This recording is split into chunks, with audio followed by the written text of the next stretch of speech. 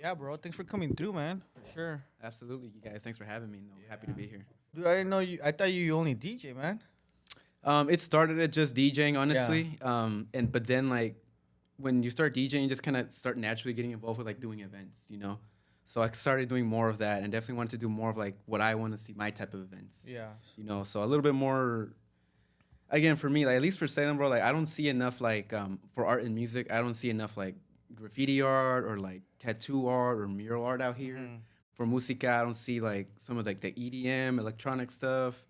When I started DJing here in Salem, there was no like nobody was doing reggaeton yet. There was like no urbano until I started kind of doing a little bit more. But that was back then, like in 2018, around there. Yeah. No side hustle, no fuego. We didn't have nowhere nada. to like Oh, do shit, something yeah, like that's that. true. So everything was Portland. I was DJing in Portland hella, bro. That's where I really started getting down.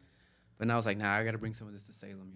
So, what would people say when you would try to pitch them, like your style of DJing? Because from what I've heard you say, you're saying like reggaeton and urbano kind of Spanish music. What would the business owners here in town say when you would try to pitch them that? They would just be like, we've never done anything like that, or we don't do DJs. We haven't done a DJ before. We just do like bands or algo así. Or if it's like it was a Latino venue, it was we do grupos, we do bandas. We don't really do DJ stuff like that. It's mostly like a Portland thing. Is what I would hear. And I was like, come on, man. There's like so much people here that like reggaeton. And reggaeton was like super popping back then. So Yeah. it's still popping now. I feel like a lot of people actually started going to like corridos a little bit. Yeah. With the vibe, with music's taste. But yeah, no, back then there was not too much until Night Deposit was the ones. They were like, yeah, bro, we could give it a shot, because I originally started DJing as like an EDM DJ, a lot of EDM, electronica. But then they knew me after I was doing that, and they're like, yeah, bro, we could give it a try. Let's do it. And it was called Chile Nights back then, 2018 or 2019. 2019. Yeah. Shit. Chile night. Yeah. Nice. Did you ever go? Nah. 2018. Yeah. I don't even know if I was 21 back then. I don't think you were. I don't dude. even think You're I probably was. like 15. Yeah. No, back then I used to use his ID, and Off camera, dude. allegedly. Welcome back to a podcast. Today we got Sticky Soundwaves in the house. A DJ, promoter, a little bit of everything. We'll get to the bottom of it, and then obviously Alan and myself, Jorge. So welcome back, guys. Hey, thanks for having me, y'all. Let's go. Yeah, man. Thanks for coming on. I want to start from the beginning, man. Where were you raised? Yeah, so I'm from here, capital city, Salem, Oregon, born and raised. So yeah, this is where I'm from, man. Oregon represent. Where'd you go to high school? I went to 2 high schools. I went to. This is gonna determine. Oh, this is- yeah, this is it right here. Oh man, all right. I hope I answer right. We're going left or right here. I'm pretty sure this first one's not even gonna be it. But I went to South Salem High School in my first 2 years of high school, and then the second 2 years I went to North Salem High School. Yeah, Okay. Yeah. Yeah, You work passed. with You that. passed the Yeah, vibe. You passed the vibe. Yeah. check. No, I went to South as well Oh, for, no for way. a little bit. So yeah. Nice. No, but you said you live in Kaiser, so I was like, I wonder if this guy went to McNary. And Nah. he went to McNary. I guess so. at this point it doesn't really matter, dude, because I went to McKay. It switches because he's also a soccer coach for McNary. So he says that he's gonna cheer for McNary when they play against McKay. So I mean, I don't know. I don't That's know. Switching sides, man. Switching Yeah, I sides. know. So. Oof, I want to be there for that game, man. No, but I did graduate from McNary though. I went because I moved to Kaiser. So I went to both, pero casi fui ahí a McKay. It's different because you grew up with other people from McKay. Everybody from McKay. So it's at McNary, I didn't know anybody. I just went in, I just talked to a few people. Yeah, graduated. Yeah, I don't know. so. Same with me. I knew all my friends were at South, and when I moved, I knew nobody. A couple friends, actually, a couple homies over in North. But all my clique was over in South, so it was just like a big change for sure. But it was cool, man. I like North way better than South for sure. I mean, you went to South for a little bit, man. It was huge, like, differences of cliques, like huge difference. You know? Yeah. So North was cool because everybody was like tight with each other and everything, so. Yeah, no, I went to McKay for when I started high school, and then I went to South after, and it was completely different too. But enough of that. I guess we know you went to South, so not McNary, so not on this guy's side. He's on my side. Yeah, So we'll start there. But how old were you when you started DJing, and how did you start that love for DJing? Yeah, definitely, man. So I've always loved music since I was like first started getting into music, like as I think like preteen is where I remember first getting into like music, where I was like, this is actually a really cool song. Like these instrumentals are cool. And it was Dr. Dre beats and Kanye West beats from like back then, 2003 around there, 2002, when I was really getting into music. My uncle grew up on like West Coast hip hop, all the good stuff, Tupac, Dre, all that good stuff. So like he was showing me from back then, and I was really into it. But then when I heard certain beats, I heard Still Dre from Dr. Dre, I heard slow jams from Kanye and Twista, and those beats, I was like, whoa, this is like actually like this is magical. Like you could actually make music in a different way than I thought. So that's how I started getting into music like back then, and then it wasn't until college when I was like 18, I think, or 19, around there, where I heard I went to like I started getting more into electronic music. Actually, it was high school, bro. High school, like my senior year of high school, getting into electronic music, raves back then. Back then, nobody was going to raves, bro. In college or in high school, my clique was the only ones going to raves. Everyone was like, dude, you guys go to raves? Like, you guys are some crazy people, bro. Like, you guys are going out there with like techno music. Yeah. Everybody called it techno music, and they're like, you guys going to listen to techno music? You're out there and like in those random warehouses. We're like, yeah, dude, it's cool as music, man. It takes over your body. Like, it takes control. And that's when I saw DJs DJing electronic music with big sound systems in warehouses with lights. I was like, dude, like, I never knew DJing could be like this. Yeah. I thought DJ was just like scratching hip-hop stuff, but when I saw that, I was like, nah, this is a game changer, bro. Like, this is what I want to be doing, because you get to mix all kinds of music. It's not just rap. You could really do, like, anything with DJing. So that's really what started taking off for me, like, in high school. And I was like, yo, I gotta get into this. So your uncle that you were talking about that was really into, like, the West Coast music, was he involved in music as well, or did he just really like to listen to music? He really liked to listen to music, and he actually, okay, this is another McNary plug right here. He actually had a store in Kaiser back in the day. It was like a clothing store. It was like a Chicano wear store. Oh, yeah, I've been there. Yeah. Did he come from Cali? No, but they went to Cali to get all the gear. Oh. They're doing like whole drops. But it was called like Imarex LLC. And that was like the only shop besides like Factory for You, like Gen X, those that were doing like Chicano wear, Dickies, Ben Davis, and Chicano rap CDs and like West Coast CDs. Yeah. So when I was helping him out there, because I got into trouble at school, so I had to go help him out the store. We were just bumping music the whole time, and he was just putting me on game. So I was just like, yeah, this is really cool. Yeah, that'd be a cool uncle to have. Yeah. You know, I do remember that. If I'm correct, it's behind where Kaiser Times is, or the side of it, donde está esa plaza. Yup. He knows. He's been there. Dude, yeah. I went when they just opened. I was, because I moved to Kaiser. Remember, I moved to Kaiser, and I was like, what the fuck is in Kaiser? All my life, I've lived in Salem, Northeast Salem. And then I'm like, dude, I want to look at some stores. And I came across that store, and he had told me it was a new store. And I'm like, oh, shit. I'm like, I just moved in, from over here. And he had all that, los CDs and all that, the homies, cosas así. Yup. Ben Davis, dude, todo tenían, dude. And I was like, damn, dude, it's crazy. Yeah. It was pretty cutting edge back then. Again, nobody was really doing that back then, man. Nobody had CDs, Chicano CDs. Like, had super cool stuff. But do you like the Chicanos, like the hip hop, like urban, or do you like más como música mexicana, como Jaguares, Café Tacuba, todo eso? Like, what's your style, I guess? Oof, man, honestly, like, because I feel like a little bit of everything. Yeah, I have different broad styles, man. The way that I look at it with my music is like, when I do like a different genre of music, it's like a different type of like a different type of book, or like a different type of a session. I don't know how to explain it, but like I get into like these different modes where like if it's like Chicano rap, like I'm just like focusing on like these types of music, and I get into this element. It's like a different persona, you can kind of say a little bit. When it's like my main ones that like people love to book me for is like hip hop and like reggaeton now, So that's like big sticky SoundWavves energy right there, But then I have like chill music, summertime music también, electronic, DJ, like EDM stuff también. So it really depends, but my big focuses are hip hop and rap, because that's what we grew up in, but trap music, all that good stuff. Reggaeton, urbano, EDM, techno, electronic, and then big like chill stuff, big chill like music, wavy, summery type music. And then lately I've been getting into like the corridos tumbados, like DJing a little bit more, because it's really cool and it's really different to DJ. I'm definitely just starting with that, but that music's super cool, man. So I'm like, again, there's like so many. I've seen a lot of DJs, like international DJs. I don't know their names, honestly, but cuando van como a Europe and they start with corridos tumbados, they mix it, good playlist and shit. I was like, damn, dude, it's pretty wild. Yeah.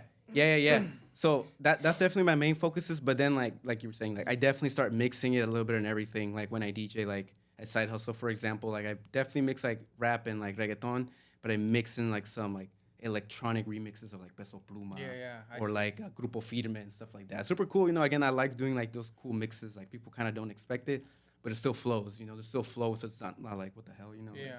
Like, I try to keep it flow. As a DJ, and when you're performing, are you doing everything from scratch in a way, or do you have like a playlist that tocas and then you just kind of, how does that work? That's a good question, bro. I actually wrote about this in my thesis when I was in college about this. It's, the way that I look at it is like DJing is kind of like improv, which is kind of like freestyling. Yeah. And for this type of freestyle, you need to know a little bit of knowing your playlist, you know, like knowing your music, but also being able to be flexible and like go with the flow and like go a little bit in and out between the music. But you have to really know the music. So I definitely get my playlist going for the day. Like I get it all laid out. I think this is how the order's gonna go.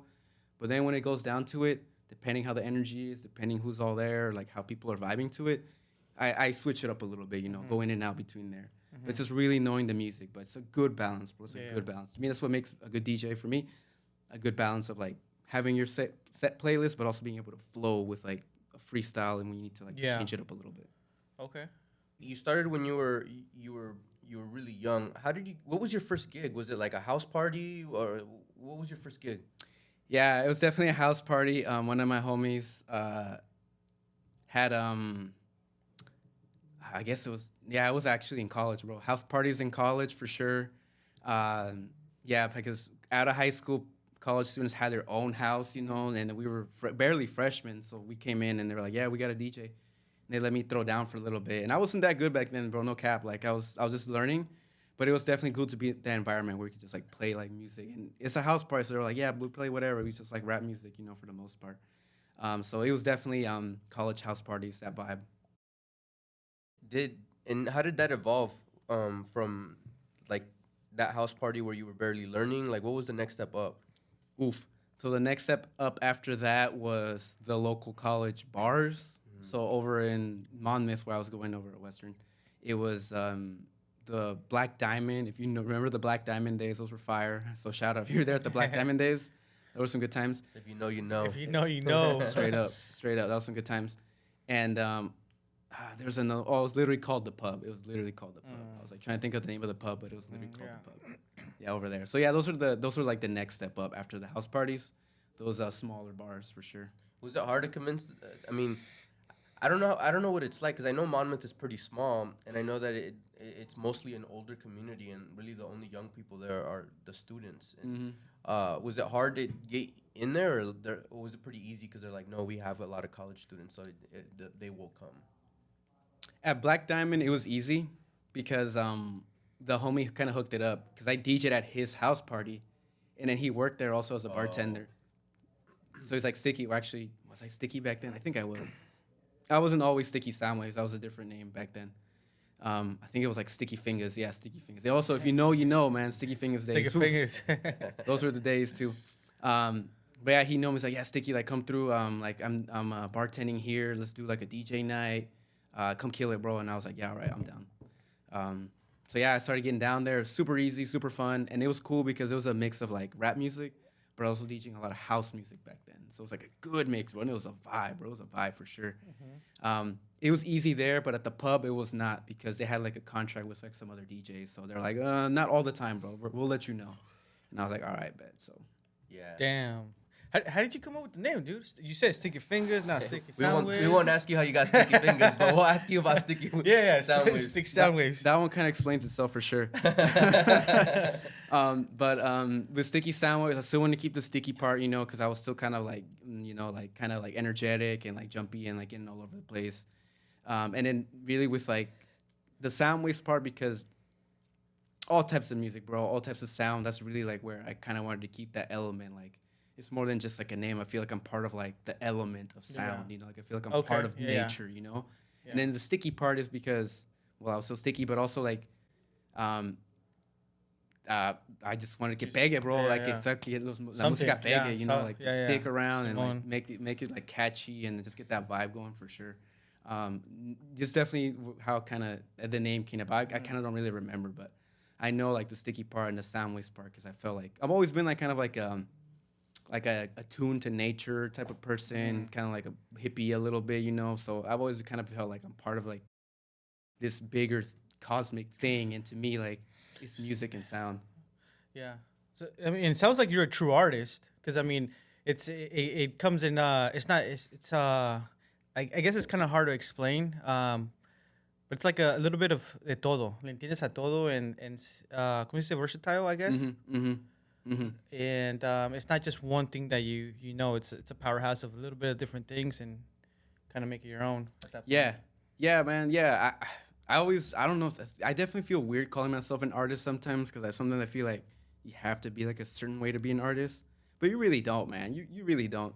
I think one of the things about us artists that we're really critical of ourselves. We're like, nah, like I could do better. Like, nah, I'm not at that level yet, you know. But you know, it's definitely like we're kind of humble sometimes, but I do feel it for sure, man. Like I feel like I'm definitely like in my own lane because I do like different types of like vibes and energies for sure.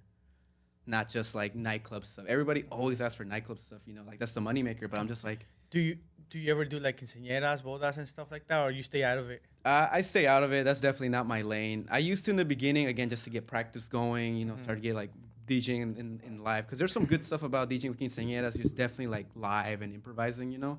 Pero like, nah, bro. Like, again, big urbano, big hip hop and rap, you know. I like the music, but I just, if you want me to do a shitty job, yeah, for sure. Like, I'll do it. You're You know? kind of te aburrites de la gente. Hey, play this, play that, play this, or you get like that en bodas and ¿Qué pasan los padrinos? ¿Qué Yeah, pasan los nah. padrinos? Hey. I can't do that, bro. La pista, la quinceañera que dude. pase. If he's all about hip hop, dude, I bet he has to deal with all the fucking dads, all pissed off dads, like, oh no, put our music on. Pon Pon los tucanes. corridos, pon los tucanes. It's fine, but I mean, But I mean, that's not really. Back then, it probably vibe. wasn't really. We We had- had no corridos verdes. we've had a few DJs here. We had DJ Woods and DJ Denver. Well, we went to DJ Denver's. But both of them said the same thing. Yeah, they like, said- they're they like, said the same "We don't do thing. 15s. Yeah, It's no les gusta." It's not the Yeah. vibe. It's a different type of DJ for sure, you Yeah. know. Like, you have to really be invested into those. Pero like, nah, bro. They're like more old school, no? Más como más tradicional, no? Yeah, You would say? yeah, big time. Big traditional music. Yeah. Big like tío and like parents music, you know. Or everything like from like the 90s and before. Yeah, okay. It's changing a little bit now, you know, but Yeah. it's mostly exactly. they want a certain vibe. They want a certain sound and not to go outside of that box. And I'm just like, because you know how versatile I am. I'm just like, Yeah. it's just so hard, bro. Like I can't, Yeah, exactly. you know. And I don't want to do them wrong. I don't want to do a bad job, you know. Yeah. Because so I just don't. Do you have a story you can share with us? Your favorite like story that you have of DJing? Because I mean, you've been doing this for a long time. I think you said like 12, 14 years, no? Yeah, bro. Since 2013. Or was it 11, No, 11, bro. 2012, dude. 12, yeah, see, 2012, 12 years. damn. Damn, bro. Estoy viejo. 2012, dude. How old are you? 5 years? Yeah, right, dude. Nah, dude. I was a sophomore, Yeah, dude. I was a sophomore in high school. Shit. Damn. But hey, my apologies though, because we did mention DJ Denver, DJ Woods, but DJ Shanoff también vino. So Yeah, shout out but- to DJ Shanoff. But she didn't do 15s. No, yeah, but still. No, but yeah. Shout out to you. Yeah, shout out those homies. I know them all too. Yeah. Yeah. Oh yeah. So crazy story. I have a lot, bro. But the first one that came to mind right now was when we did me and some homies from college again, because we were definitely going on doing some big DJ stuff in college. Homeboy got some land like in a national park over in by Hermiston or Estacadas, way out there, bro. That's far. Far for sure. And it was deep in the woods, bro. So deep. You have to like literally like look at the directions on your phone once you pass this tree, you know, whatever. It was tough. Six tree, to take a right. Literally, for bro. 5 miles. Neta, bro. And then it got to the point like you get to a point where you're gonna give up and you're like, nah, it's not here, bro. But literally at that point, you just go a little bit further and then you saw it. So we were this close to turning around, but we were like, nah, let's just keep going, I guess. And then yeah, it was like right there. There was a big old party, bro. And it was just starting too. And it was like a big like rave, bro, renegade rave, like a back in the day rave, bro. Like just Damn. generators and sound and DJs. and I met a lot of cool people there. A lot of my homies I'm still friends with to this day. But yeah, and it was really cool because we saw it like evolve. Because when we first got there, we were the first people there. We're always the first people there. There was like 4 cars of people setting up. Yeah. Once it started officially, there was like 10, 15 cars. By the time like I was done with my DJ set, which was one of my favorite DJ sets of all time, by the way, bro. All time, dude. I was going hard as fuck. Because again, rave stuff, bro, that's what I'm all about. I love rave music. 30 cars, bro. 40 cars of people everywhere, dude. There's like 5 or 6 different bonfires going all over the place. Stage full of people, and it was like big Renegade, bro. It wasn't like a commercial rave. It was like a big like Renegade DIY rave. But yeah, though that was fire, bro. You almost got lost, but when you got there, there's amazing sound, amazing lights. The music was badass, bro. The DJs were getting down. I was with my wife then. We weren't married yet, but it was definitely one of the first big shows that we went together. My friends came through from Salem too. I didn't think they were gonna show up, but they showed up. We were like, bro, this is fucking lit. They're like, this is lit, bro. I'd never been to a rave, but this is it. And yeah, no, it was definitely. I know people say this all the time, and it was a movie, but that was a legit movie, bro. That was for real. Like movie, that? bro. Woke up somewhere else or what? Nah, bro. I didn't like black that? out for sure. I didn't black out. Not at that baby. one.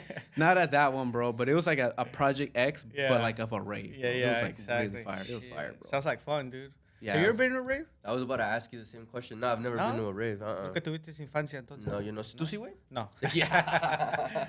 Nah, dude. No, but I had a friend that used to go to, where do they have the raves for still? Eugene Corvallis, no, todavía? Yeah, they have some there. Back in the day in Portland, they had them at this warehouse called Bohemia Warehouse. I think it's called something else now. I don't remember what it is. I can't remember right now. But that's where the big raves used to be back then. And it was cool because it was like legit. It was still underground, bro. There was like not a lot of people there back then. You been to the ones here in Corvallis, y eso? Are they legit? Are they down? or They're what? tight too, bro. My cool. homies get Yeah? down on them. So Okay. shout out Cyborg and his homies down there in Corvallis. But they be throwing it down over there for Nice. sure. Yeah, no, they got a scene over there for sure. Shit, I remember Jarocho, my homie. He went over there and I think he woke up in the in the ambulance or the tents they have. Yeah, his first time going too. I was like, damn, dude, what you do? He's like, dude, it was crazy. I was You like, can't take him anywhere, dude. can't take him anywhere, man. He says that he woke up and he's like, dude, where am I? You know, I was like, damn, dude. He got down though. That was a long time ago. That was when he Bro, was like 22, that's a 23. that's a whole nother story too. Because we went to other raves where we took people for the first time and it was bad, dude. Said, Like, look on, you can't take him they nowhere. did. Can't take him nowhere. One time, like some kids, that our other homie invited. They did shrooms for the first time. Damn. And then they Oh, left dude. home, bro, driving. We're like, who let this happen? Like, Yeah. Who let Charge here. Who's in charge here? Dude. And they came back with their parents Oh. at the rave, bro. And they're like, no están bien, ¿qué pasó? Nos dijeron que aquí algo, no. We're like, we don't know, man. We just got here. You know? No sé español. Damn. Like, Yeah, it was crazy. They like crashed or something, bro. Something happened. Like they Damn, got in a dude. car crash or something like that. But it was bad, bro. Their parents came through basically. That's bad, Yeah, though, it man. was- That's That's bad. bad. Yeah, so like first timers, bro, they had to be careful, bro. Especially back then, bro, because it was like again, it was like all renegade stuff. You know, there's no security like that. There's no regulation. It was different times back then for sure. But it was cool times for sure, bro. Shit, dude, that's crazy. So, a couple of the DJs that we've had on, they kind of explain like the way that they kind of like look at the crowd and determine like if they're having a good time, and if they need to change like the music and stuff. But when you're doing an event like that that's outside, I think it's a lot different. Mhm. So, when you go on stage and you're about to start, what are like a few things or several things that you look at right before, like when you look at right before you start? Yeah, man, that's a good point, bro. Because it's different for sure in the nightclub DJing versus like the rave DJing for sure. In my opinion, Yeah, it's I a little think bit different. For the rave DJing, it's I feel like sometimes the cool thing about the rave culture and the EDM culture is that people don't really judge the music too much. They're not there to like expect to hear like these certain songs. Like at the club, sometimes you know, like you expect to hear Bad Bunny and all this type of stuff. At the raves, it was different. At least back then, it was a little different back then. It was like they were just there for the music. So whatever you played, they were down for. As long as like it was like ravey and bassy, people were down, bro. AF. So for me, it was like, all right, like I could definitely just like go just off of my playlist, like for sure, no problem, because they're just there for that anyways. But to me, it was like I was definitely getting the vibe of like what type of like rave this is. Because sometimes they give a theme. What was the DJ playing before me? Who's like the headliner? You know, to match kind of like that vibe, or maybe not to match the vibe. So I don't like play exactly what they play. You know, but it was mostly based on like I guess it was just like the vibe of like the music that was the people already playing. It wasn't so much of like the crowd necessarily. But once I did start DJing, then that's when I started reading more of the crowd. That's why I was like, oh, they're really fucking with this like dubstep song, or like they're really down with this trap song. Back then, trap music, like the rave trap music, was just starting out, and in my scene, I was like one of the first ones to kind of start playing like the rave trap music.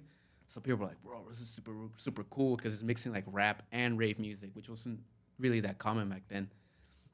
So it's definitely hearing those reactions like, oh, Yeah. when the bass drops or something. That's when I'm just like, oh yeah, they're fucking with this, you know, for sure. And when I was in Portland too, similar vibes in Portland, of like the rave scene. People were just like, yeah, like we're down for this, you know, whatever you want to play, we're just down. Because if there's a theme, that was basically kind of it, you know, with some of those events. Shit. Nice. Do you have like a routine that you do before you start, even if it's an outside event or DJing inside? Yeah, that's a great point, bro. My ritual. I do have a ritual.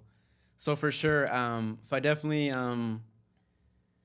meditate a little bit, you know, get myself in the zone, try to meditate, get myself centered. Again, I'm kind of like a hippie a little bit, you know, so I kind of get myself centered, get myself ready to go, connected to my purpose and my sound, my music. Again, I'm a big music fan for a long time, so I have big respect for the OG DJs who laid the groundwork before me, you know. So I'm just always like, DJ gods, like please help me out here, you know. I get my stones ready, so like, you know, like all my piedras, like my gemstones, my amethyst, you know, my black stones, todo eso.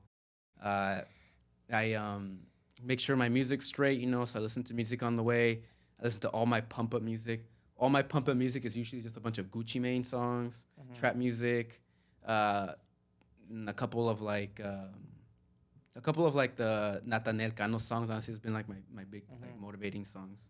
But yeah, no, it's definitely just getting in the zone, meditate, get all the things that I need, like my vibe, my aesthetics, you know, and then just listening to my pump up music for sure.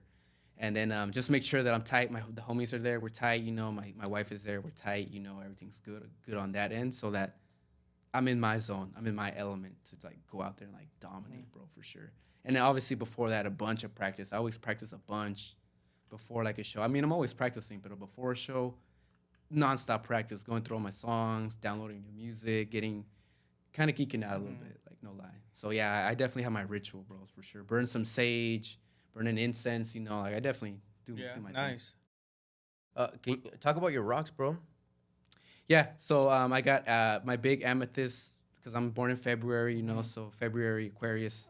Amethyst stones, actually my plugs, I don't know if you can see on here, my plugs are made out of amethyst too también. I got these custom made actually in Cali, I think. Got them in Cali. Okay. I am big on obsidian también. I got obsidian. This is obsidian that I got actually in Mexico when I went over to the pyramides. So I got some obsidian from the motherland. Is that big in Mexico too? Obsidian? Just like rocks in general. Yeah, energy bro. Stuff. Yeah. I mean, it's always been popular in our cultura. Aztecs and Mayans, they were big on obsidian, jade, and turquoise también. Those are like the big ones in our culture back then, way back then. So yeah, so I definitely try to. I'm very close to my culture, bro. Like my roots, you know. So I definitely try to, you know. Where's your family from? ¿Dijiste Mexico? Yeah. ¿Dónde? Yeah, so my family's actually, both my parents are from Oaxaca, Mexico. So Mixteca, sangre Mixteca. Oh, that's deep though, Down there. right there, dude. That's the traditional, like Yeah. todo eso la cultura. Still, hella nativos, Yeah. bro. My grandparents still spoke, my dad too still speak Mixteco. Yeah. But just back then, you know, like they would get beat up. Like the parents would beat them or not parents, the teachers would beat them for like Oh, really? talking Oh. in native languages. Native? They had to speak Spanish, you know, so my grandma forgot a lot of it because, you know, that's how it was Ya, back ya, then. de allá se echan los hongos. Yep. Yeah. Yep. What's her name? Sabina? Yep. Maria in Oaxaca, Sabina? in Oaxaca, I yep. don't know her first name. Maria, I think Maria Sabina, dude. Mhm. Yeah. John Lennon. iba Yeah, para everybody allá. goes to her. Yeah. Well, All the- she's all dead, the- but I mean. Everyone, the other big artists used to go to her. Yeah. Yeah, Oaxaca, man. It's a big like spiritual area. And I feel like a lot of the energy there. I'm gonna go to Oaxaca actually again this October, and I haven't been there since I was like 7, bro. Yeah. Have you heard? What do you feel about the whole, or what do you feel? How do you feel? I don't know if you heard of it. The whole gentrification que está pasando en Oaxaca. Have you heard of it? Yeah. It's pretty. I mean, they make it seem it's hard. I mean, no soy de allá y no he ido para allá. So You see a lot of it more now, not even just there too, but like I've seen a lot of videos in like the last week or two in like the coastal towns too, and it's the same thing. well, se entiende de la Ciudad de México and the coastal towns, pero Oaxaca, it's I feel like it's underrated because it has a lot of culture, pero tiene muchas cosas ahí, pues, ¿me entiendes? It's really like it's I don't know if you would say mythical, or I don't know if the right word, but it's hard to explain how Oaxaca is, and a lot of people are going down there. Yeah, no, I feel it. It's still very much like still very cultural. Like it hasn't been affected too much by like colonization too much. You know, it's still very nativo still. Sí. You know, but it's becoming like a trendy spot. For Yeah, los that's what I Americanos. meant. It's trendy now. It's getting trendy over going to Oaxaca because it's very cultural. They have a lot of food, a lot of good landmarks, piramides and stuff. The food is probably one of the biggest the ones. food, bro. dude. The mole, the tlayudas. Man, I haven't eaten yet, so all that good stuff. Bro. There's Yeah. some really good food out there. So I'm gonna go again for the first time since like 7, bro. I was like, Yeah. that was like 15 years ago, man. So yeah, I'm excited to go back. The Nice. motherland, bro. So. Yeah, there you go. It's gonna be on TikTok. Hey man, I didn't know Oaxaca was like this. You guys should come down.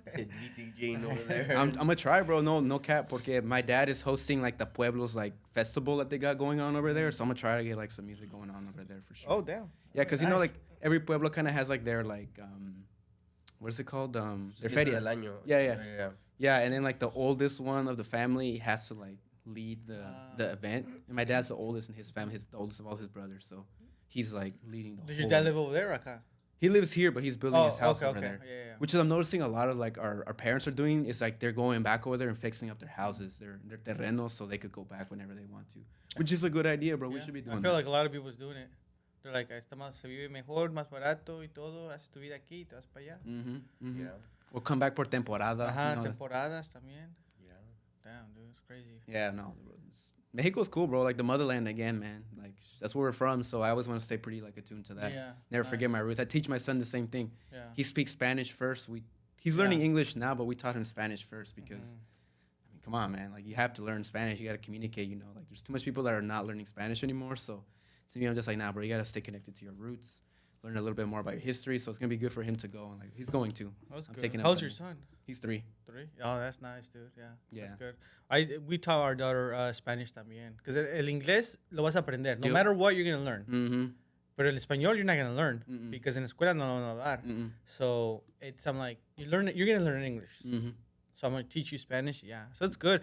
At first, it was a little different. It's kind of like a struggle in school. We took her to a school in elementary where it's bilingual, which means they show them Spanish all the way to 5th grade. Mm-hmm. Pero como there's a transition donde se confunden, pero as long as you work through it, it'll be fine, dude. Ahorita sabe más español que yo y más inglés que yo. That's it. Because she knows ya lo aprendió the proper way, ¿me entiendes? Nice. Ya lo aprendió todo bien en español. Because we don't know it the proper way, you know? Like, we know, at least for me, I know the slang. Mm-hmm. Mm-hmm. So, Yeah, no, for real. Yeah, no, exactly, man, and that's what I think. It's gonna be good to go back over there. You know, it's inspired. Like everything inspires me in my life, bro. Like when I go to the park, when I go like to visit somewhere, when I go hang out with my son, when I'm like eating food, all that inspires my music and my art, bro. So to me, I'm just like, yeah, dude, like all this is really cool. So I'm gonna take my laptop. I'll make some music over there. You know, I'll get down over there too. So Yeah. my son's a big inspiration in my life. So if I got him and my wife and we're tight and we're vibing, bro, like hell yeah, I'm gonna keep doing it, you know. So it keeps me going for sure. But yeah, no, we're excited, bro. Yeah. A lot of cool things happening this year, man. Like the Tianguis, hell man, yeah. we'll talk about that soon. we'll get into Tianguis, yeah, dude. You know, so like, it's We'll a lot get of cool into things happening this year, man. So I'm really excited, really excited. So you've been DJing this whole time, and can you talk a little bit about your business that you have going on, bro? Yeah. So that's kind of like the next step in the DJing that happened. So I started, you know, doing like clubs. I started going, once I graduated college, I started going to Portland and kicking it with like the Portland cliques up there, DJing up there, different raves, different clubs like that. And it was really cool. I learned a lot because Portland's Portland, bro. Like they got everything out there. it don't matter what kind of show you got, bro. People are gonna show up. Not like here, so that's why I went over there to start getting down. And then once, got my game and I was like, all right, let me bring this back to Salem. It was really fun. And then in Salem, okay, so because in Salem, there wasn't enough people like doing reggaeton, there wasn't anybody doing like EDM, stuff like that. I had to start doing it myself, like with my team, of course. And it was like, all right, so who knows how to throw events? We're like, shit, like a little bit. Like we used to throw house parties. We used to throw house parties back in the days. That's kind of where we got that experience in high school and in college. But then when it came down to like the actual venues, we're like, all right, we have to do it ourselves because again, the venue, they've never played reggaeton before. They've never done EDM before. They don't have a flyer person to make a flyer. They don't have a social media, so they're not gonna promote it, So like we have to do this ourselves. So poco a poco, after just like doing like our own shows, is kind of where I'm like, you know what? Like I can't separate the DJing in Salem at least. I can't separate the DJing with like the event organizing. It kind of has to go hand in hand because again, there wasn't a scene. There wasn't the venues that we have right now. So that's kind of where I started just doing it myself. I'm like, all right, so that's where we really started being like, all right, we're throwing our own shows. We're gonna curate our own thing and provide all our own stuff. The venue's just providing the venue. We're doing everything else.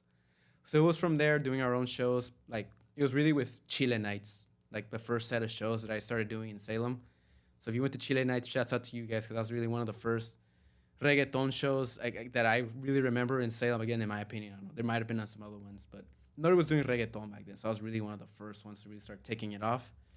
And from there, like I started meeting hella homies, hella friends. They're like, yeah, dude, like it's really cool. You get like they like doing this music and you're doing events. Let's keep working on stuff. And then from there, I started going to like daytime DJ events, not just nightclub. So it was like daytime, like vendor markets or event time, like DJ events, which was really cool for me because sometimes you get boxed in into just doing like nightclub stuff, just nighttime stuff. And then for me, I'm just like, well, that's cool too, but I definitely want to see what else is out there. So that's when we start exploring with different type of events in the daytime. And it's cool with the daytime because you just get different types of partners that you wouldn't normally get in the nighttime, So it just opened more doors doing daytime for me to like partner with different types of folks. And then that's really where it started becoming like my own like company because then people were just like, oh yeah, dude, you're really like kind of really doing these events and it's just more than music. You're doing art, you're doing like the designs, you're doing like all this stuff, promotions. And I'm just like, yeah, we're doing a thing. They're like, yeah, like you wanna come do an event over here, like and stuff like that. So I went and started booking me more to do the event, not just the DJing. And that's just really how it started blowing up. So it was really after like 2019, 2018 where I started really focusing on my own events for sure. So when you get booked as a DJ, are you able to charge more because you're part of like bringing the crowd in as well? Because you're hosting the event and promoting the event, I guess. It depends. It depends, and that's kind of the cool how I'm trying to do my packages because they could easily just get like the simple package of just like the DJ services. That's it. We don't have to do like a whole thing. Or if they want to theme it out, they want to do a whole thing, this type of flyer, this type of vibe. That's like another kind of package, for sure. So it's really depends on what the venues want to do, offer like kind of like the different options for folks. But yeah, it could be either or. It really depends on what the venue's trying to go to or the organization también. Because I also work with organizations, not just like venues, but different like nonprofits or businesses that just want to do an event. But do the events that the nonprofits do they also hire you for DJing? Or sometimes just for the event itself to promote an event? Sometimes both. A little bit of both. Honestly, it goes both ways. But mostly DJing.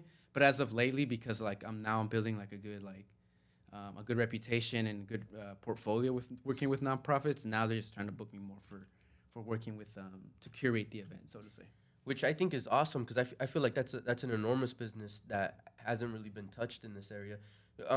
Going back a little bit, you were talking about your dad. Your dad is hosting an event in Mexico as well. So did he do something similar to that? I don't think so. No, he's just always liked the music. But my grandfather, from my dad's side, he did. He played hella instruments, saxophone, guitar, a bunch of different instruments. And he was in different grupos like in the pueblo. And he's always been involved, always been a fan of music out there, So that's definitely where I learned a lot from. And got to meet him, and he got to tell me a little bit more about what he does. So, my dad didn't, but this is like I think his first time actually doing an event. I was telling him like, Dad, you're basically throwing like a party, man. You're doing like a whole event like I do. He's like, wow, that's crazy. But no, it's cool. It's cool. So he this is his first time, but no, I'm gonna help them out probably because I'm gonna be there. Yeah, You know, so. exactly. How hard was it to dip your toes into hosting an event? It's a little harder for sure, man, compared to DJing because DJing you're just there for that one thing, but with the events, like there's just different elements to it, coordinating other people, the venue, promotions, and things like that. So it's definitely a little bit more on the plate for sure. But I like it, I like it because we kind of get to make something from nothing, like from ideas, from just like people coming together. We really get to make like this vibe, this whole atmosphere of an event and music. So, yeah, for me, I like it more because it's also more like community focused. And for me, with music, I feel with music, that's how like I connect with people. That's how I could kind of bring people together. So like with an event, it's just like, all right, it's like even bigger. Like you're just connecting to people, not just through music, but through this whole event. And that's kind of I try to incorporate with my events. I try to keep it like themed and elements so that people who like this type of vibe, like just come by and be like, yeah, we're in this together. Like we all like this type of music. We like this type of vibe, So the best example is my Oasis one. I just like my summer shows that I do, and I usually partner with like local breweries. But with Oasis, it's specifically daytime, not nighttime, daytime events, and more like chill music, not like hard like club music, but like it's still like hip hop and rap, but like a little bit more lighter. You more did chill. one in ¿cómo se llama? Chicha, right? Yes, sir. Yeah. Yep. Chicha, I saw, yeah. Yeah, last summer, Chicha was shout out Chicha. They were helping host the Oasis events, and it was daytime too. Yeah. It was a different vibe, and there was their new place too. And again, everything that I'm down for. They're Latinos, they're a brewery, they're local. They also want to do community stuff. They support the music. So again, like with the events, it brings like-minded people together. So that's what I really like about the events.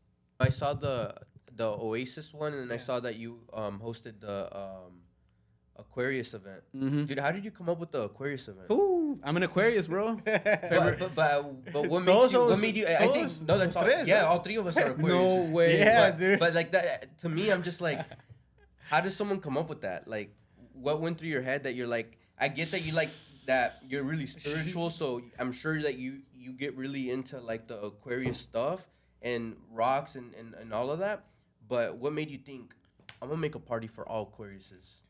And even asking on that, there's a bunch of different horoscopes. So do Aquariuses get along with Aquariuses for the most part? I mean, I know me and him do when we're Aquariuses, but like having a bar full of Aquariuses drinking together is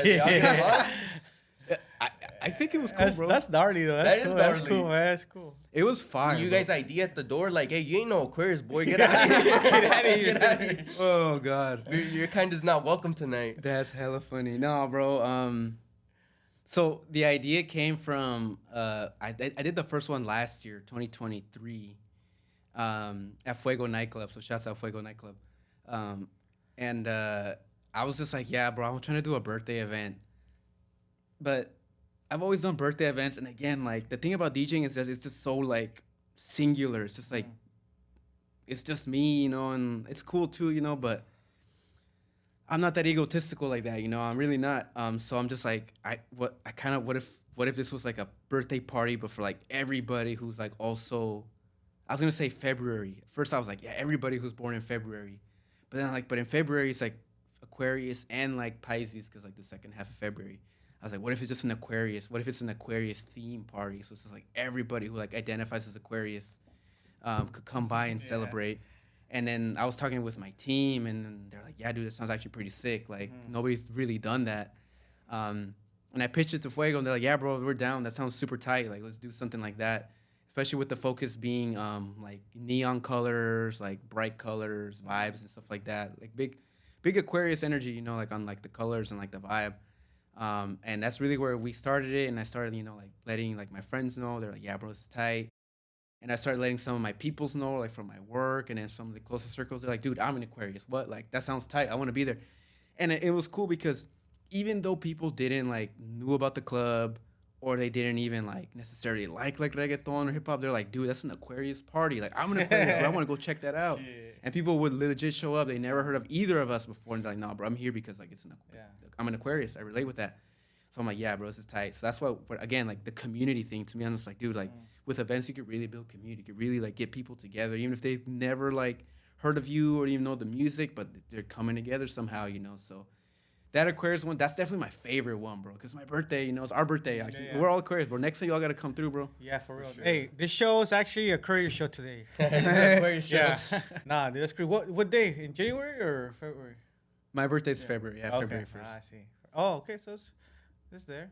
What was I gonna ask you about that? Oh, dude, you could have hit up the world record book. What is that called? The Guinness? Guinness World Record, bro. You could have been hosted the biggest Aquarius party in the world, dude. Damn, next Bam. year. Next year, bro. Hazlo. Yeah, dude. Next year, bass. Biggest Aquarius party in the world. Hell yeah, bro. What? Hosted by a podcast? What? Yeah. Dude, let's there go. you dude. That would be huge, bro. That would be huge. That would be dope. That would be dope for sure. Bet nah, that sounds fire, bro. I'm gonna keep doing the Aquarius parties, bro, cause Yeah. So only Aquarius parties? You're not Yeah, gonna host any different? I think if you want to be, that's a good idea. but if you want to be exclusive, and Yeah. be premium, Aquarius. Yeah. yeah, Los demás pues se la chingaron. yeah, they can make their own parties, bro. Yeah. If they want to book me, that's tight because I'm definitely like into like the horoscopes and stuff. You know, like I know about that, but you know, like I will consider myself like a horoscope DJ, I guess, because like I understand music, you know, a lot. So I'm just like try to match the music with like those people's vibes. But nah, bro, for me, I'm like big Aquarius, bro. Like I'll do Aquarius. Anybody else, like y'all gotta do that, you know. Like I'll book me if you want, you know, but Aquarius, all Aquarius energy, bro. So like that's what we're trying to do. So yeah, no, this has definitely been. Those are probably like one of my favorite like nightclub events that I've done. Nighttime events for sure. Those are fire, bro. This last one this year was great too. It was a Side Hustle. Shout out to Side Hustle team too. Shout out to Side Hustle. Yeah, they get down. But yeah, no, that was definitely one of my favorite ones. Bro, what are some common traits that you see in Aquariuses? I saw the post. I saw the post that you not post the reel that you did, and you put, I think it was like 8 or 10 different artists that you put in. I know that was Gucci Mane was one of them, Maluma. And there was several of them. So I'm just curious. Are most artists Aquariuses, or like what are some common traits, or what can you say about Aquariuses? Yeah, man, this is. I'll definitely say I think this is kind of my opinion, I guess, in the way. I think everybody has like a different way to look at it. But for me, Aquariuses, I feel like are very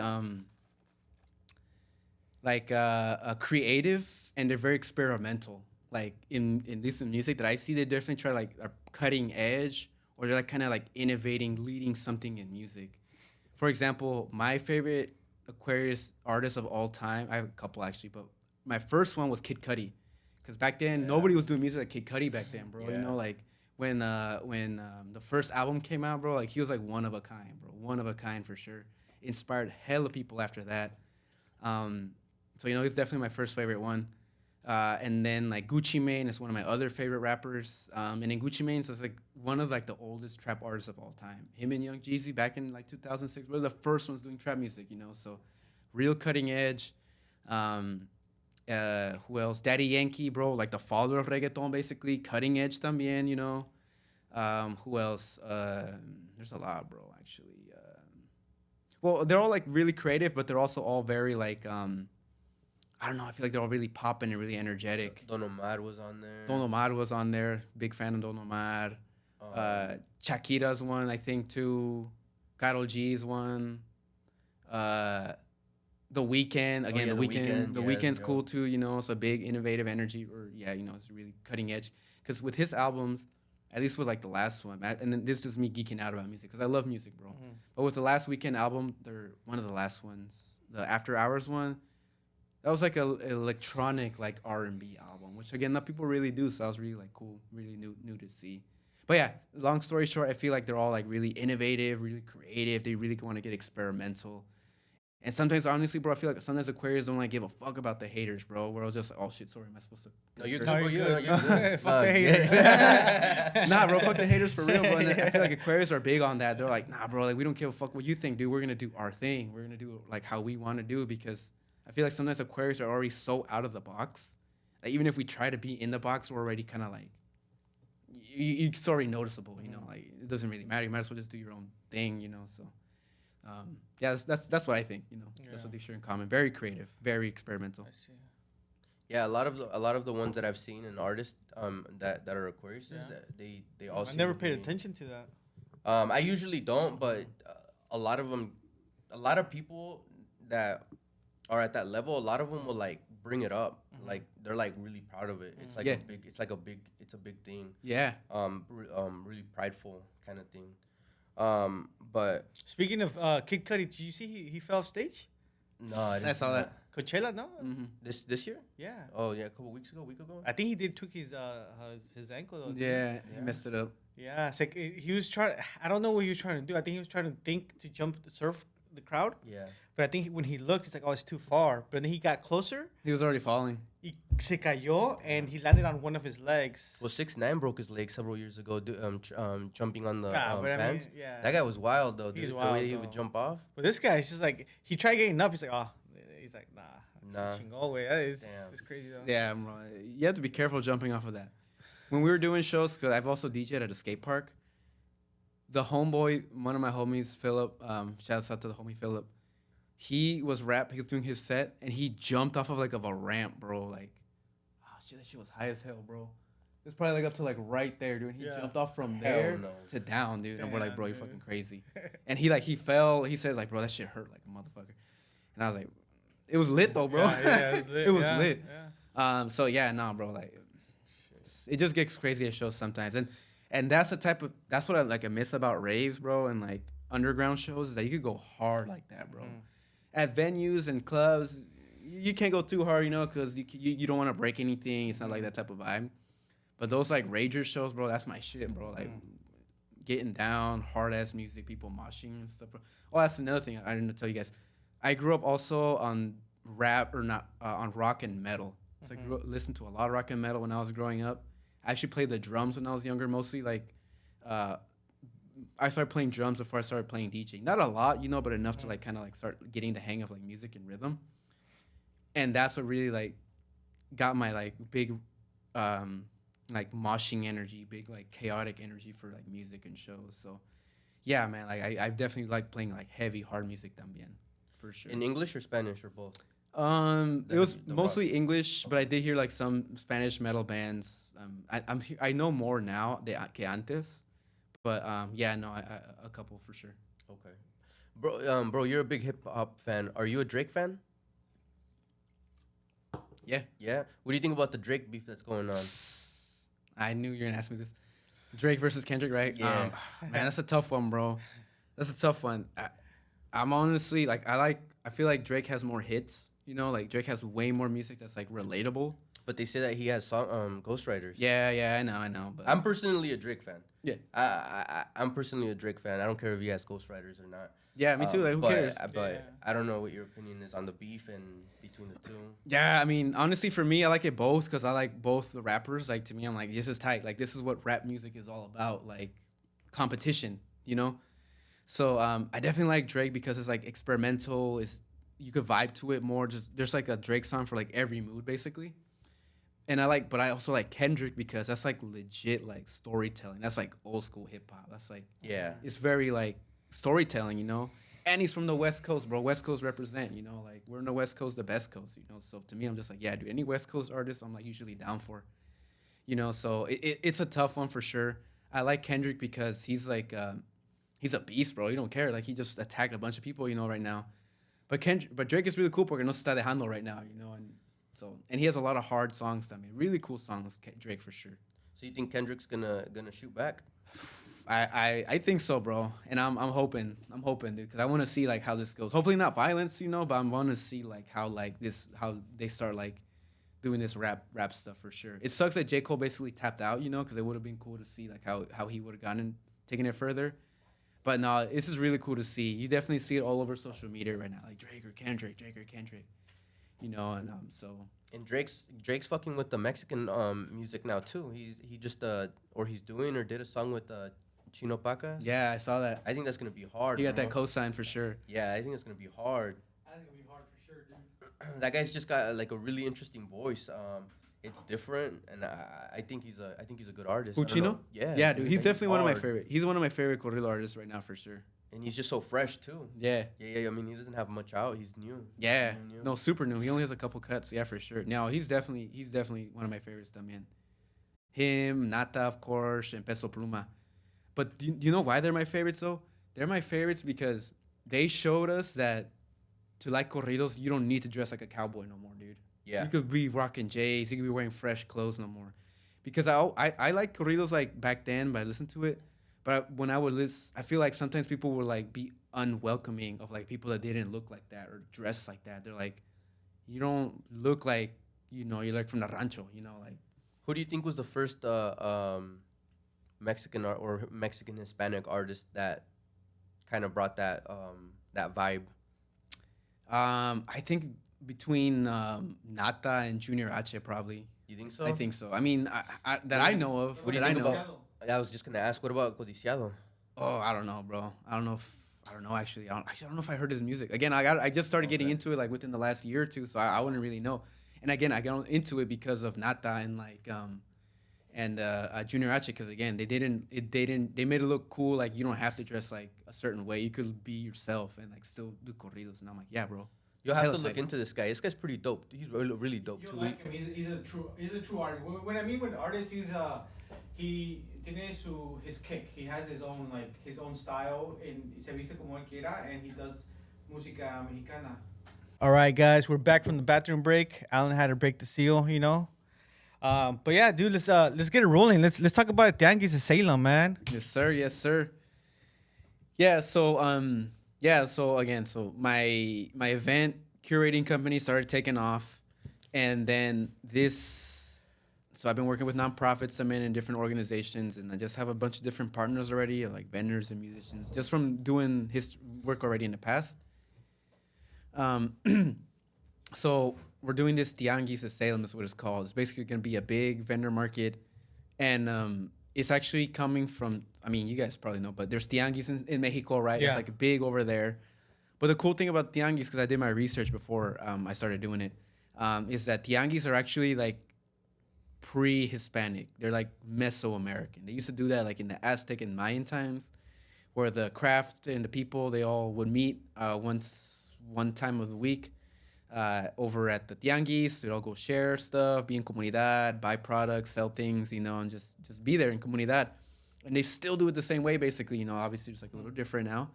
But it's just something that our culture has done already for a long time. And think of it like pulgas, think of it like Saturday markets that they do here in like the Estados Unidos. But our community has been doing it forever, for a long time.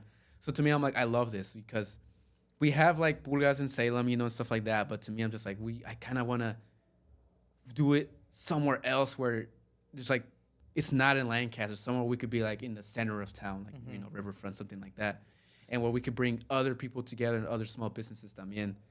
So I'm part of this group with, I'm working with this nonprofit called Capaces Leadership Institute. Shouts out to Capaces. They've been tight for a long time. We've been working together for a good time.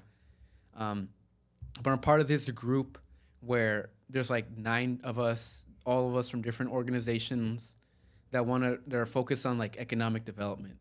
And what that means is we're just trying to find out how we could enriquecer nuestra comunidad, whether that's through businesses, through like childcare, because our community needs childcare and take care of our kids, whatever different means like enriquecer means. But for me, I'm big on like economic development y también la música y el arte.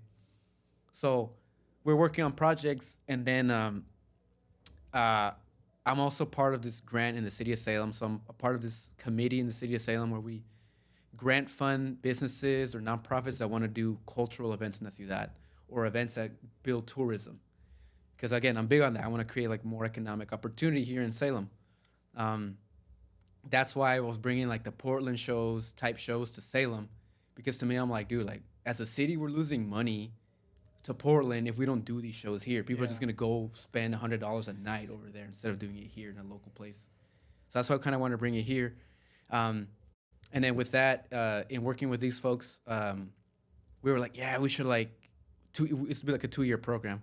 We're like, in the beginning, we were like, yeah, we should do this type of event. Like, we want to see like a community fair, something like that, where people could just kind of like be together, like a tianguis, And then I was like, yeah, I bet. Like, I'm super down. I was like, actually, I know this grant that we could apply. They'll give us grant money if we do like an event that's focused on like cultural and bringing tourism. What we're talking about, this tianguis, is exactly what it'll do. So I talked to like the Capaces team, and they're like, yo, like, I could apply if you guys want, like for this grant, and then we could hopefully get it so we could do this event that we're talking about. They're like, yeah, dude, go ahead, let's do it. We'll support you, whatever you need, just do it. That's another thing I do. I do grant writing. So like I grant write for like my company and also for like this nonprofit and other ones as well. Yeah, I applied and then we did get the grant, luckily. So it was a whole process. We did the application todo, but we got the grant to do this event. So I brought it back. You're like, yo, we won the grant. They're like, hell yeah, let's do it. And that was like last year. So I've been planning it since last year, me and the team, and just getting things going together. I'm the lead coordinator on this, so I'm kind of taking a big lead on it. But, you know, we got a team to support as well that helped me from the beginning with the ideas and the concepts y todo. But yeah, so that's kind of where it started from with this group where we just really wanted to do like some type of event for the comunidad where like we could support local business, but a la vez we could have fun things to do for the comunidad, activities, food, drinks, and again, my focus is music and art. Because to me, in two reasons why. One, Salem just doesn't have an art scene, bro. Again, like think like Portland, murals everywhere, artists everywhere. Portland Art Museum, different museums, they're all doing types of different cool stuff out there. But in Salem, not so much. And it's mostly like city codes and stuff like that where they don't do art. Or there's sometimes just not like the art that I want to see out there, you know, because all my friends, they do like tattoo art, graffiti art, computer digital art, you know, and then sometimes when you go to the art museums and stuff, it's all like tradicional, you know, just like American artists doing just like paintings, you know. Like to me, there's so much more art than that. And then for música, I'm just like, again, like nobody was doing reggaeton over here. So doing more like cool stuff like that. And then because at Tianguis is Latino focused, I'm just like, I want to hear more than just like traditional Mexican music. Sure, I like mariachis and stuff. But I'm like, where's like the Latin EDM, Latin DJing? Where's like the corrido groups? Where's like the guitarristas? Where's like the rappers, you know, stuff like that? Because again, sometimes you don't see that. Sometimes when they think of like a Latino event, it's just mariachis. Just like a grupo, a cumbia grupo, just, you know, certain box things. And to me, I'm trying to expand the box of Latinidad a little bit with this event because I feel like we're more than just that. We have different types of art and música, different types of businesses and people that do different types of things. So that's kind of really where it started from. We just really wanted to create a space for Latino businesses and artists and the comunidad to really share their work, share their crafts, but a la vez, the rest of the community could also see what we're going and doing. And I wanted it originally to be at Northgate Park over in North Salem, you know, somewhere that's more like Latino centered. But they're like, we were talking offline, but the city were like, yo, bro, like this event is growing way too much. Like you cannot do it at this park. There's not enough bathrooms. There's not enough people to support over there. There's not enough parking.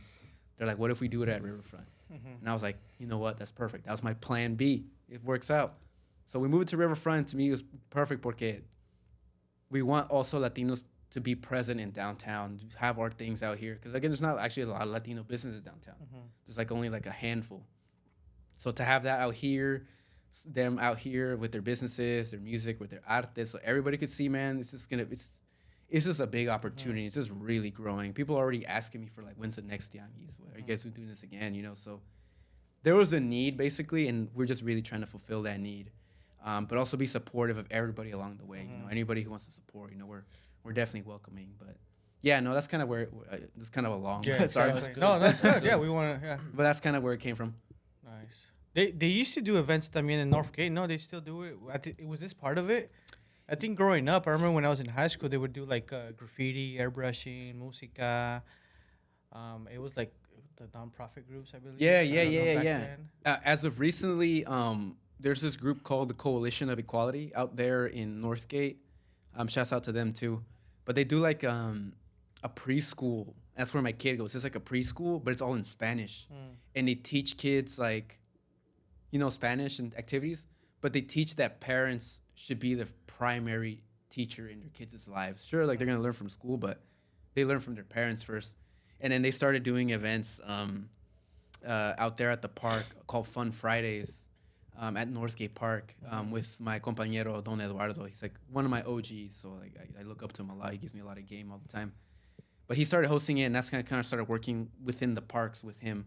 And that's why I'm just like, yeah, really cool to do something at this park because it's a nice park, but you know, it just wasn't big enough. The city told me, and I kind of feel it, bro, because honestly, it's just growing really big. So I don't want to I don't make it inaccessible. There's not enough parking, Yeah, no not bathrooms. enough parking. That's the main. I one. think It- that's it's a- good too, though. I think it's really good for to have a Hispanic event in the downtown Salem. They just have done a lot of renovations in the park, and I think it'd be good to have the Latino community know that that's our park too.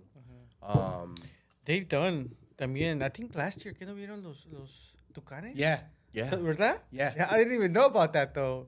yeah. Did that you was- know? yeah. No, Well, I knew after. Well, I knew during it because I was driving by. Well, I'm like, me what the hell's too. going on? But that's the only. But I reason didn't know knew. anything about it though. Like I would have taken my mom. Like you know what I'm saying? Like yo no sabía nada de eso. Yeah, exactly, bro. So we're starting to see more of that, and I'm really happy to see that, honestly, because we need more of that representation downtown. Because yeah, like you're saying, it's everybody's town, everybody who lives here, you know. So having that out here is gonna be tight, and just having different music, different vendors. I love supporting local businesses, you know. So having that type of stuff is just gonna be amazing, and yeah, no, I'm excited for it. Really, really excited. I'm glad you guys are gonna be there too. Yeah, So yeah. Should be fun. So it's gonna be great. Yeah, no, it's gonna be everything. So it's gonna be Yeah. food vendors. Todo. All types of food vendors, pupusas, tacos, desserts, postres, dulces, a bunch of different crafts like Artesanía. artesanías. Yep. A couple people bringing like joyería and traditional things imported from Mexico, from Oaxaca. You know, so they're gonna bring some stuff like that. Different nonprofits are gonna have like resource booths. Que también para mí es importante because sometimes we don't know what we don't know. You know, so there's a lot of like good resources and information in the community that sometimes we just don't know about. You know, so you want to have them there so like the gente could know about like the different things, cool stuff happening in their community. You know, so they could also learn some things también. There's gonna be artists. You know, they're gonna be showcasing like some graffiti art, some like artists from like the art fair to showcase some of their things. Music again, so EDM DJs, corrido groups. An escuelita that teaches music to kids también. They're gonna play some music. Guitarists. I'll be DJing for a little bit. A little bit of everything again. Some traditional like dance folclóricos. You know, some of that too. Shush, man. Bouncy houses for kids. I'm trying to get a toro too. Toro mecánico. Shoot, man. What else does the flyer say? poquito de todo, ¿no? Oh yeah, Está bien. and a beer garden too. Okay. So we got Chicha Brewing. Shout out Chicha Brewing. They're gonna host a you beer go. garden, so we'll be able to get down, and it's gonna be cool because it's gonna be by the Carusel and close to the kids like park. So it's an all family event, you know. Again, so all families are welcome, and it's gonna be close to the park, so like perfectly or the kid park. So perfect is the kids will have something to do, Hell yeah. activities to do, and a bunch of food and stuff, you know. So yeah, we're really excited, bro. We're really excited. So May 11th, Saturday, May 11th, 2 p.m. and after, we'll be there, downtown Riverfront. And we're actually extending the time, actually. Due to popular demand, we're extending the time to go past 6. So we'll probably be done like at 8 now. Yeah. Hasta las 12. De la noche. Si saben por qué mejor no nos hubieran invitado. ¿Y saben cómo nos ponemos? ¿Para qué nos invitan? Hell yeah. Yeah. Did you know that Tianguis originated from our people from that long ago? No, I I had didn't no know idea. that. You know, yo pensé que el tianguis era igual que la pulga, ¿no? Like the same thing? Or is it just one that's outside? Or what? It's the same thing. Yeah, it's like Okay. outside, yeah. Yeah, it was Porque outside. yo me acuerdo cuando yo estaba allá en Morelia, they're like, oh, vamos al tianguis. El Y estaba, mercado. ajá, a mí me dijeron el tianguis. Tianguis. Y era en medio de la calle, como que cierran la calle. Yeah. Y le hacen todo así, en medio. Yeah. And I was like, okay, it's cool. I like it. Yeah, no, I love that. Dude, that's my type of vibe. Yeah. Dude. I love that. Okay, so Tepito, is that considered el tianguis? Ese I don't know what it's considered, bro. have you heard of it? The world's most dangerous. It's what it is it's either it's the second biggest I don't know if you'd call it mercado or tianguis in the world. The number one is in China somewhere. But the second biggest one is in Mexico City. Damn. I've been there. One of my cousins has a pretty big puesto there. But dude, I freaking love that, man. It's just it's mesmerizing to see. You're walking through, and like when you go to like for example like the pulga here in town, you'll walk by and then you'll have like one person selling soccer jerseys and then one person selling cobijas, one person selling toys. But dude, this place has like fucking 50 vendors selling glasses, 50 different people selling the same glasses. They have 50 different people selling cobijas. They have like a whole building just selling toys. Like it's just it's blocks on blocks on. They say blocks that's the on biggest blocks. one, but they say it's like one of the dangerous and bigger It's ones. it's a very like this is the type of tianguis.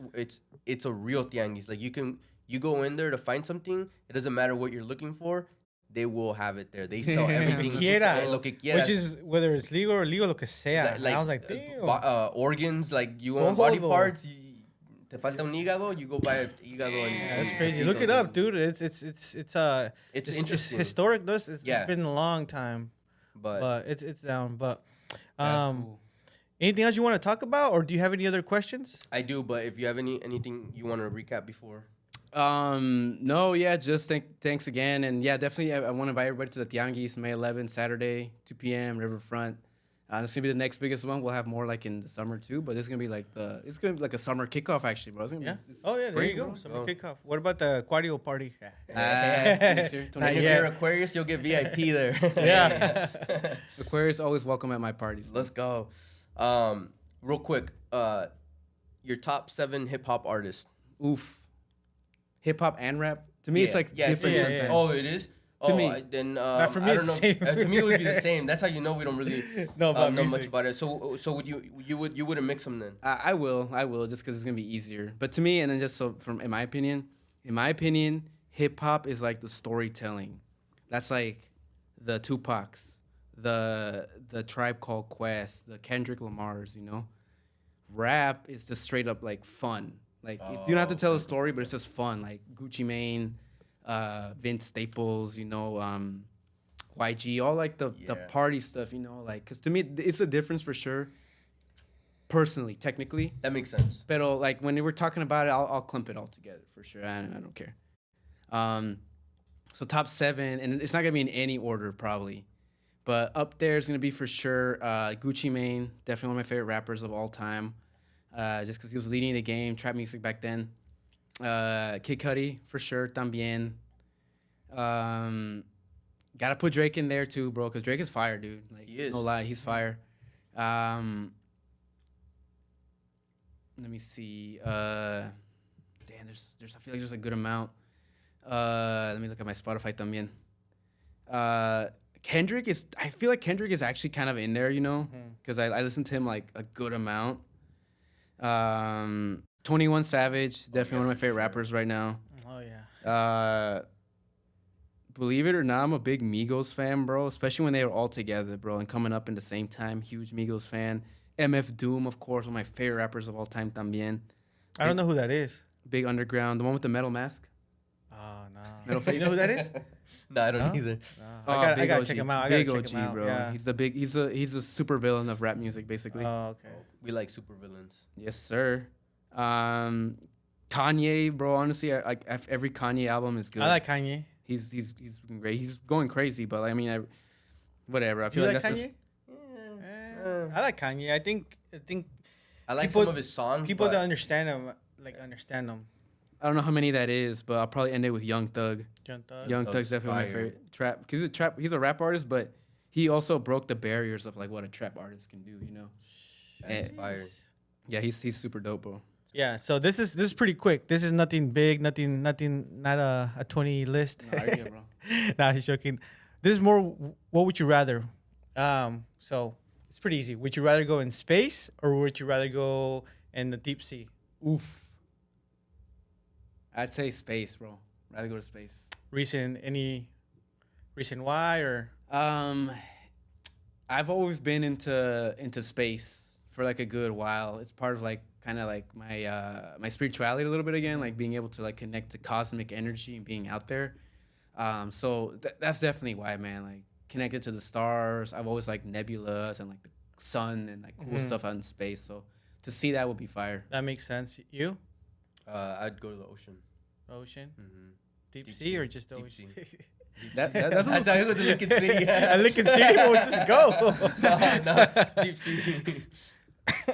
Damn, dude. This is pretty easy. Biggie or Tupac? Oof. Damn, I thought it was gonna be a straight answer from you. Nah, bro, that's a tough one. You said West Coast. Yeah, It's you the said best West coast. Coast. I know that's why I'm gonna say Tupac for sure. Like West Coast, you know, for sure. I feel like you peer pressured him for that. I know. I was gonna say Tupac because that's like my bottom line because of the West Coast. Yeah. But I like Biggie depending on the vibe, honestly. Depending on the vibe, because Biggie's songs were like, they're like more rap. They're like more cool. Biggie made rapping look easy, bro. Yo. Biggie was super smooth, super flow, you know, and they're very different for sure. But it also depends on mood. But honestly, Tupac as like as a person, dude, and like as an artist, because making movies, doing poetry, like more than just like a rapper, bro. He was like, honestly, I feel like he was one of the what do you call it? Like one of the prophets. Sometimes you know they say that prophets come to the earth. I feel like he was one of the prophets that came.